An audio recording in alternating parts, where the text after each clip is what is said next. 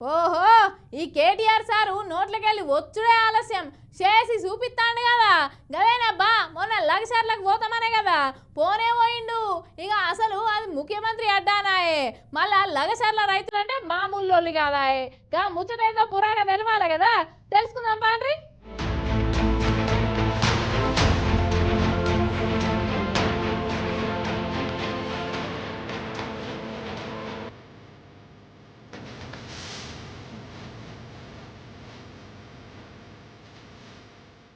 Right పోడుతోనే పెద్ద బొట్టు పెట్టి కేటీఆర్ సార్కు వాళ్ళ సంస్కృతి సాంప్రదాయ పరంగా స్వాగతం పలికిర్రు.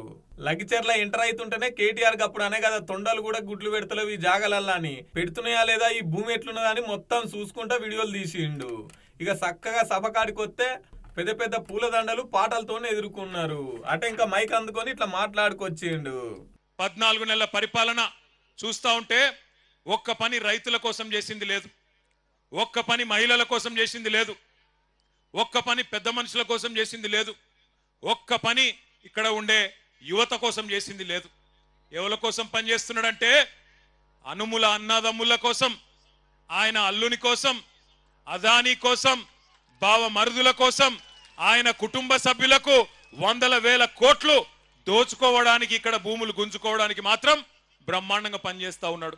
రేవంత్ రెడ్డి గెలిచి ఏడాది అయిపోతున్నా ఇప్పటి వరకు మహిళలకు గాని రైతులకు గాని పేదోళ్ళకి గాని ఏమీ చేయలేదట. మరి ఇప్పటిదాకా చేసింది ఎవరి కోసమయ్యా అంటే అన్నదమ్ముల కోసం, అల్లుని కోసం, అదాని కోసం, వీళ్ళ కోసం పని చేసుకొచ్చిండట. అల్లునికి కట్నం కింద భూమి ఇవ్వడానికి లగచెర్ల హక్కింపేట రైతుల భూములు ఇద్దామనుకుంటుండట.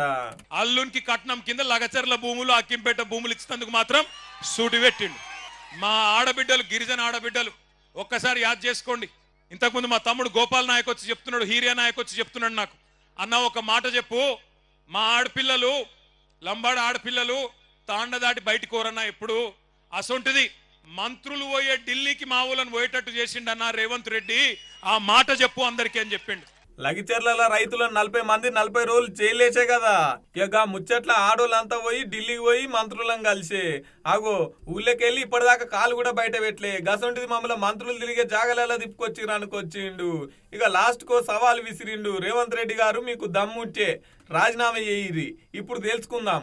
ఒకవేళ మాకు 50,000 మెజార్టీ కంటే తక్కువ ఓట్లు వచ్చినాయి అనుకో నేను పూర్తిగా రాజకీయ సన్యాసం తీసుకుంటా అని సవాల్ విసిరిండు. రేవంత్ రెడ్డి గారు నీకు ఒక బంపర్ ఆఫర్ ఇస్తున్నాం, చలో నీకు ఒక బంపర్ ఆఫర్.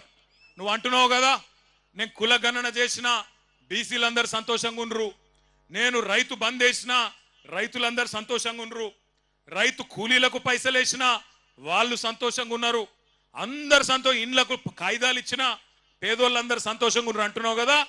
దమ్ముంటే రేవంత్ రెడ్డి కొడంగల్ ఎమ్మెల్యే పదవికి రాజీనామా చేసి మళ్ళీ ఇక్కడికి రా, ఎవరు గెలుస్తారో చూద్దాం.